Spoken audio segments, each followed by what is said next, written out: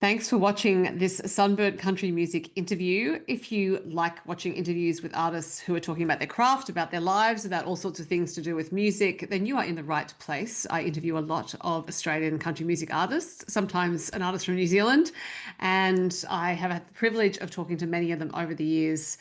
There will likely be many more to come. So if you want to find out the latest, why not subscribe to this channel and perhaps hit the like button as well. Thank you. Liam Maihi has just released his first single, Whiskey and You, but he is not a newcomer to music by any means, having reached the grand final of The Voice season 4, amongst other things. And he's also great on a TikTok live, as I saw last night by happenstance. So we're seeing each other for twice in 2 days, Liam. Hello. Hello. It's my pleasure. It's great to have you on, especially, I was so pleased just to catch you on Nathan Lamont's TikTok live, which I knew he planned, didn't know who his guests were going to be. And so I was able to see you sing and hear you sing as well. And I'm actually going to start there because I just was thinking you're such an effortless performer, but that effortlessness never comes without a whole lot of work behind it. So I just had this sense of you being really comfortable in yourself as a performer, but you have to, of course, go through so much to get there. So when did you actually start performing, as in generally in life? Probably in high school. All of my friends played guitar or sang, or not really sang, but did it enough to do what they loved. And I wanted to be a part of what they were doing because I loved it. In early years, my dad played guitar in a couple of bands in Sydney playing reggae. He's Māori, so he was born in New Zealand. So the reggae just comes naturally to him. But I think definitely at school and having all those little parts of my life filled with music up until that point and seeing all my friends do it made me want to learn. And then every day at lunch, I'd instead of spending time with friends playing football, I'd be in the music room Okay. just working away every single day. I took my guitar to school every day and I just played until I got good. Yeah. Well, and if you were playing every lunchtime, you would have got good. So, when your dad was playing reggae, did you like it, or were you thinking, no, that's dad's music? No, I loved it. I loved reggae. He liked blues as well. I loved blues. My mum was the person that enjoyed country. Okay. So I had a bit of a mix of everything. And I feel like now as well, it comes through in my voice with those some of those R&B runs or some Hmm. of those little blues influences in the way that I write as well. Yeah, hear in your voice too. It's not a like a country voice, so to speak, in that, well, it's a voice that I think you could use in a lot of different genres. So Yeah. it makes sense with that background. So when you were working away at lunchtime at school and playing things, were you also in a band? No. I mean, it depends on the on the concept of band. So I Yeah. was we'd had to play an item in front of our school, and we went around the room because we didn't have any singers. Just before I sang, we didn't have any singers in the music class. I was in there just playing guitar, and we went around the room, and everyone had to sing. It was "Sunshine of Your Love" by Cream. That do do do do. Um, and it got to me, and I sang and went through the rest of the class, and then they just nominated me to sing it. So I was nervous as all hell. Got through it, and everyone in the assembly just started clapping and came up and asked me later, "We didn't know you sang," and I said, "Neither did I, to be honest." So yeah, that was just how I kind of fell into the singing thing. Yeah, it's so interesting, isn't it? Because the voice is such a mysterious instrument, and it was obviously in there, and just almost like it was waiting for an opportunity to come out. So once you had discovered that you could sing, did you start having any lessons or anything like that? Yeah, I had a couple of vocal lessons with a local lady here that has a singing school. Um, and then I kind of just fell out from that and started getting on YouTube and just trying to maybe not mimic, but try and learn different things to place into what I was trying to do at the time. And also with guitar, I I had a couple of lessons with a couple of local guys where I'm from, but then most of it was all YouTube.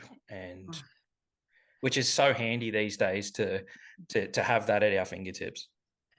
Well, it is, yeah. But I mean, you also then have to test it, of course. You're working away at private, and at the same time, of course, you were developing your guitar skills. So, did you think of yourself? Do you think of yourself primarily as a guitarist or as a singer?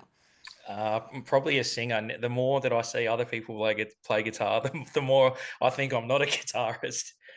Um, but in saying that, I think busking was another big thing that helped me when I was younger. Um, just going out there, and I mean, sometimes people come to shows, or sometimes people are just there and they stay for the show. But with busking, you're not really meant to be there, and I think you get some of the harshest critics, and it thickens your skin a lot, and it gives you really good practice if you're younger, if anyone out there is listening, to get out there in front of other people. And if you can play a song on the street, you can play it anywhere. You can play it at a stadium, you can play it at a show. Yeah, that's a really great way to think of it. And I hadn't actually considered it like that. But of course, yes, when you're busking, that the critics are right in front of your face. And they're not always nice. Where did you, which streets, which areas were you busking in? So I'm from the Shoalhaven, so I was busking in Nowra, in the main street in Nowra, and there are some characters in the main street in Nowra. I've had people try and steal money and just take off out of the thing. I've seen people do some crazy stuff on that street, but it made me who I am today. So I'm happy to have been there. For anyone who doesn't know Nowra, it's a little bit south of Sydney, and it's one of those towns that is a destination for holidays, but also a bit of a thoroughfare for people going to the South Coast, for example. So you would get a real mix of people there. Yes, definitely. So after the busking, did you start to play gigs? I think you mentioned last night doing a few covers gigs in your time. Yeah, so I grew up. I was playing in pubs and clubs before I was 18. So I was doing solo shows, and my mum would take me to the show and then take me home, and it had to be finished by a certain time. Yeah. But, I did a lot of gigs for clients of hers too. She's a hairdresser, so she was always scouting around for the next place for me to play. To nurture my skills, I was in Southern Stars and the performing ensemble down here, which is a group of school kids that get together and tour around the different schools. So I was always doing something music, and my mum was always involved in getting me to those places. Because I was just thinking she was a mummager by the sound of it. Yes, she was one of the good ones that she didn't push me in any certain direction. She let me find my own direction and just supported any decision that I made. Which is fabulous. And also, she obviously being a hairdresser ran her own business because most hairdressers do. So she would have understood that side of it. So when you were playing the gigs in pubs and clubs, which sort, or was it? I suppose you have to do a range of music, but was there any genre or artist in particular you were covering? No, not really. I just tried to read the room, and by then I feel like I had a lot of different genres, not down, but in my library, so that Mhm. if a certain gig called on leaning more into that, then I was able to do that. So it was even now I'll still play the odd cover gig, and I do enjoy them still because they get quite rowdy, and I mean that's what I like about it too, just the atmosphere of playing a show, whether it's a small one or a big one.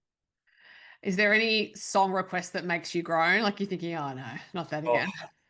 I mean it's a great song, but I can only play so much of Wonderwall and Horses until I want to stop. So if anyone wants to request one of my songs when you see me playing, go ahead. I'll play that all day. I guess Horses is sort of like the unofficial Australian anthem these days. It is, but most people don't hear it as much as I do because I have to sing it every Friday night. Oh God. And yeah, Wonderwall. So yeah, well, this all goes to the story of how you ended up on The Voice, I guess, because again, this is not something you can do from a standing start. So why did you decide to try out for that? I didn't actually. I Oh. I had someone sneakily, mum, throw a video in of me, and I still wasn't sure if I wanted to do it, but I didn't want to let her down. And I mean, she put so much time and effort into getting me where I needed to be that I felt I owed it to her to at least have a crack. So if anything came good of it, it was because of what she'd given me in my earlier years. So I was lucky enough to come forth on that and kind of turn it from just as a something as a hobby to traveling around and playing shows full time. Yeah, right. And I have watched a bit of The Voice, and I often think it must be such a shock for that audition phase because you're used to performing to a live audience, whatever. TV is a different skill, right? Yeah, So you turn up for the audition, that's TV, but when you're going further, you kind of have to learn to be a TV star almost. yeah, that was really strange for me because normally I'm a pretty quiet person. I mean, since doing a couple of interviews, I feel like I've come out of my shell more and am able to talk quite naturally. But back then, oh, I was bad, I think. But yeah, also I'm not convinced from things I've heard that you're necessarily given any training either when it No, happens. not at all. You're just thrown in the deep end. You've got to work out what you want. I mean, you're given prompts of what they want you to say. It's a TV show. It's produced, but yeah, I guess you pick where you want to go and you just shoot. Yeah. It's also a different sort of audience, obviously, because you're used to busking, you're used to playing in pubs and clubs, and the audience is right there. But this is a stage set up. There are obviously takes and things like that going on. Do you think that you said that, you went on after that to be able to play music full time, but do you think in terms of your performance, it gave you anything, or was it the opposite that actually the way you performed there was not a way you ever wanted to continue? No, I think the way that I performed there was me, and I think it's a lot easier the fact that the millions of people weren't in that studio. Right. Because if there was a million people in that studio, I probably would have slipped over in my own sweat. Look, that's quite a phrase, Liam. I haven't. Yeah, might trademark that. So, so after that, and then you started doing music full time. So, were you like doing support slots for people, playing festivals? What did that look like? Yeah, so I came off The Voice and I played one festival, which was Big Country in Berry. Oh yeah. That's since folded, I'm pretty sure. But Mm. I played support for Lee Kernighan, Travis Collins, the McCliments. Who else was there? Trying to think, it was so far back. But you were very obviously very like you were focused on country music at that Yeah, time when you came out. Yeah. and then like right around that time, I just had my first son, and I got offered to go on a tour of the East Coast, and I ended up in Melbourne, and just that time away showed me that like I wasn't enjoying it. I wanted to be home with my son and my partner. So I came home and I didn't go out. I didn't do any more tours. I didn't. I mean, I kept writing songs, but I stopped thinking about my dream and kind of just thought about more about being where my family was. And we had two more since then, which is why 10 years later, the last one's about to go to school. So I'm getting a little Right. bit of a head start. Yeah, we've seen this a little bit lately. Nathan Lamont, obviously, he waited until his children were a certain age. Bud Rakeski, who's an artist in Brisbane, he waited till his daughters were a certain age so he could pick up music. It's it is lovely for your children, I think, to have you around during that time. It does mean, of course, that you have to readjust what the dream is or the shape it was going to take. So while you were writing songs during that time, were you thinking, well, I'll just bank them and maybe record them one day, or was it more just I want to keep my hand in here? So it's sort of a writing exercise more than anything. To be honest, I never had plans to even release these. It was I had a dream maybe a long time ago, but I was still am happy just being a dad, to be honest. And yeah, I've just been writing songs just for me and just for my venting practices and my time just to myself when I get that, because I just love it so much. And it wasn't until my partner said, "All right, come on, like have a go, go and do something." She's worked harder than anyone I know for me to be able to do this.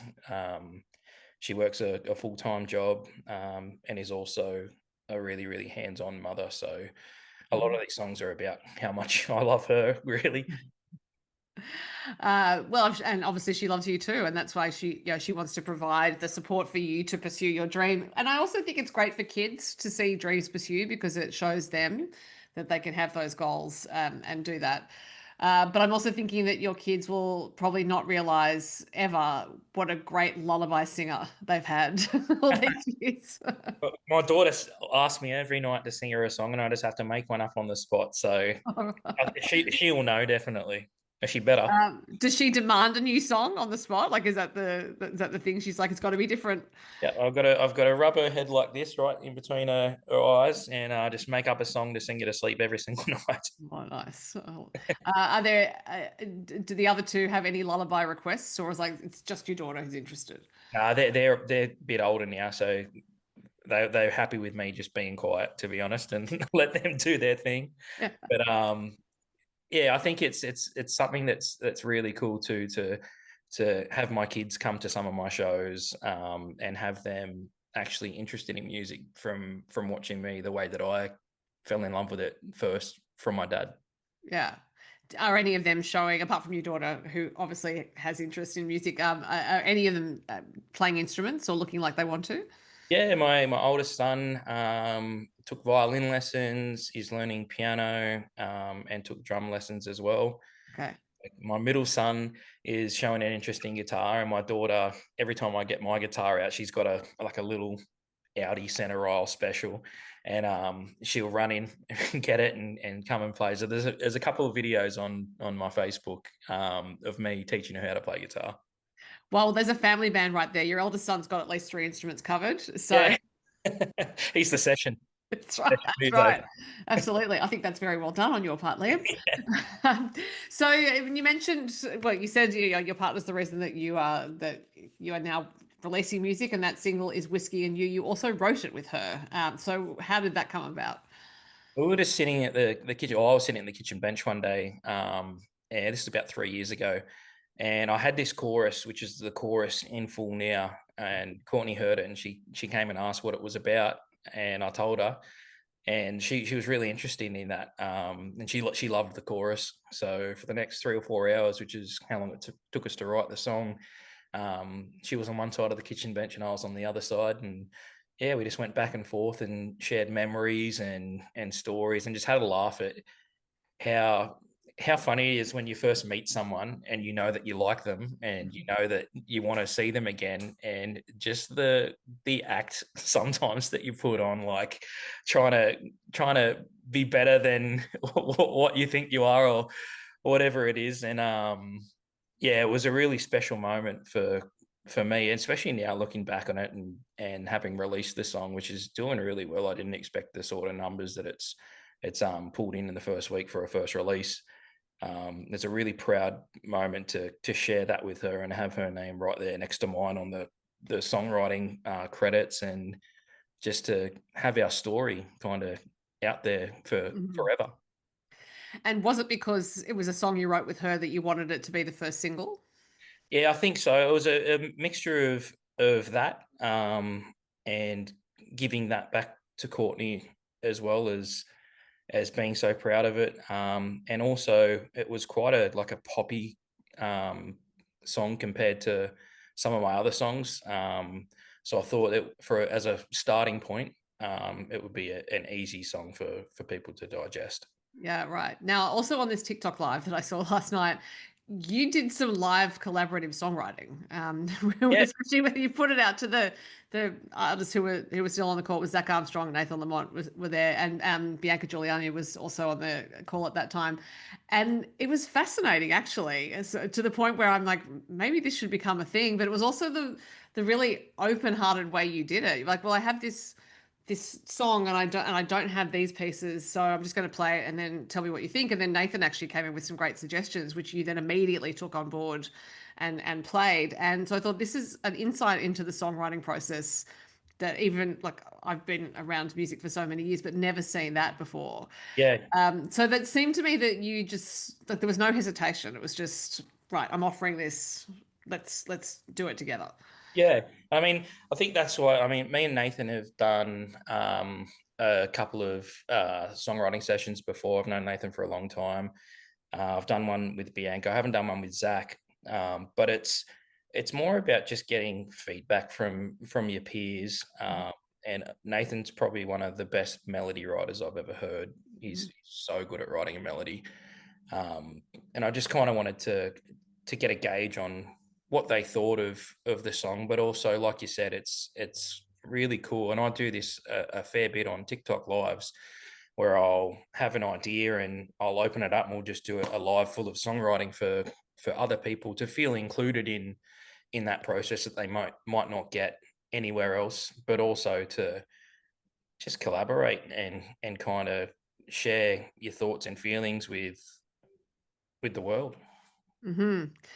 So it sounds like you have a fair bit of experience on TikTok. Why has that proven a good? Well, it has proven a good medium for you by the sound of it. You're doing quite a lot of lives. Why do you like it? Like, why does it suit you? Do you think? I think it's the best app for that if you're doing those sort of live shows. And for me, it's just practice in front of other people. So you hold yourself accountable to the standard that you're trying to deliver every time because other Mhm. people are watching. Um, and I love that it's interactive, and you can join other people's lives. So Mhm. Nathan and I, people that would never have heard Nathan that have heard me might discover Nathan, and the people that have never heard me on Nathan's live or anyone else that's in that live might Mhm. discover me from coming to watch the other person. Well, I'm not surprised you did good numbers in your first week because when I posted a video a few days ago about new releases, which was retrospective, so your song wasn't out at the time I was covering it, the most comments I had were about you. So All right. I was like, okay, something's going on here. I All these people know about him.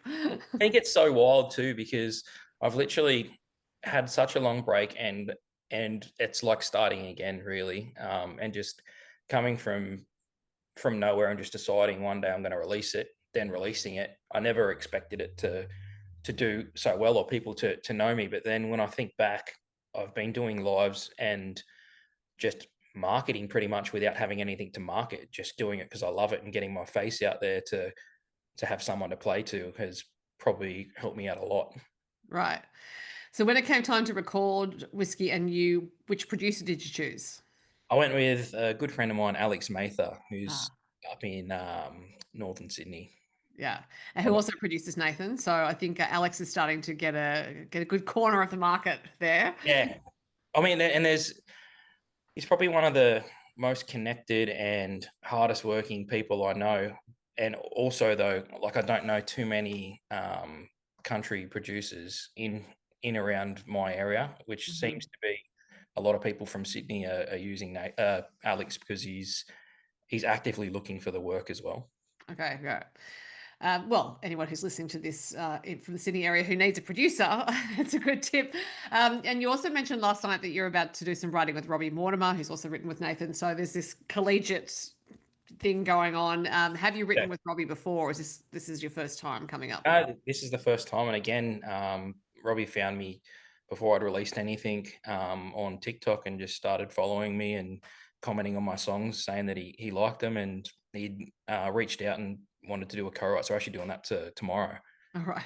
Okay. Yeah, so that's going to be really fun, and I love all of Robbie's stuff as well. So if anyone had have told me a month or so ago I'd be writing with Nathan or writing with Robbie or have a single released, I just would have laughed, honestly. Yeah, right. Yeah, Um, I mean, given you're so talented and also you have so much experience, it does seem to an observer like it was an inevitability. But yeah, it just seems like for you, it's this. It seems like you've trusted the timing. Let's put it that way. And Courtney obviously provided that impetus for you, and you have accepted it. You haven't actually said, "Oh no, no, now's not the right time." yeah. I never take anything for granted, and I never expect anything, and I think that keeps me fairly grounded and keeps me knowing who I am, um, and to never get ahead of myself. Like every day is a blessing, and every opportunity is a blessing, and you just got to take them for when they come and be grateful and put your feet back on the ground when you're finished. Yeah. So, yeah, I'm hoping your mother is still around and that she's heard Yeah, your song and that she's very proud of yeah, what happened. she's very proud. She's probably my biggest fan on everything I post. Even she'll make the drive over here if I get a new song back, because I've got a couple already recorded and ready to go. So Okay. um, every time there's a new bit of information, she's knocking on the door to come and have a look, and she's more than welcome to. Yeah, right. So, and you mentioned you have some other songs recorded. So, I guess now it's a question for you of what every independent artist has to think about these days, which is timing and strategy and all those sorts of things. Is this a part of being a musician and being a performing artist that you like, sort of the businessy side of it? I do, to be honest. It gives me something to do, like being a musician, and that is all I did for the last 2 or 3 years is music. I didn't work any other jobs. Mhm. Um, as soon as COVID finished, I couldn't wait to get back into the music. But I think, yeah, that's the how do I explain it? I don't know. I've lost my train of thought. That's right. Look, you have three children and you have other things to do. So I tend to think, and we're talking at night, I tend to think you're perfectly entitled to have your brain switch off at a certain period of time. It's kind of witching hour for kids anyway at the time we're talking. So if people do want to see you playing live, do you have any regular gigs or anything coming up that we should know about? Yeah, definitely. I'll be in Sydney. I'm in Jindabyne. Leave to go down to Jindabyne for this weekend. And I'll be in Sydney at Boots and Beats Festival. Oh, Ah, sorry about that. Not Boots and Beats Festival. Boots and Beats at the Fiddler on 25th of this month, July. mhm. And I'll also be at Kickin' Country at Panthers Penrith on the 1st of August. Right. And I can see you've got a t-shirt on for Out West Country. Now, this is a relatively new enterprise in Western Sydney. So have you already played or planning to No, play? Okay. so I've never played, and the guys were nice enough to hook me up with some merch gear, and I thought, well, if I'm coming to an interview where I'm going to be on a screen, Yeah. I'm going to help them out for supporting me and flick the merch on for them. Yeah. But it's actually really good quality merch, so these will be like my daily get up. I think. Well, there you go. That is a very good plug. Yeah, So it sounds, well, hopefully we won't have too long to wait for a new single, but in the way of things, it's probably with the streaming services and planning, probably about 3 months off, Liam. It's how yeah. people seem to do. Yeah. Yeah, my publicist Jules has already given me the rundown and told me all those timings. So I'm absolutely itching, but I don't want to take anything away from Whiskey and You either. No. Well, I'm very pleased for you that it's doing so well. Having now seen you live, albeit even on TikTok, it sounded amazing. So anyone who has the opportunity to see you live will not regret it. I'm absolutely sure. In the meantime, they can listen to Whiskey and You. Liam Maihi, it was great to talk to you. Thanks for your time. Awesome. Thanks, so thanks for having me.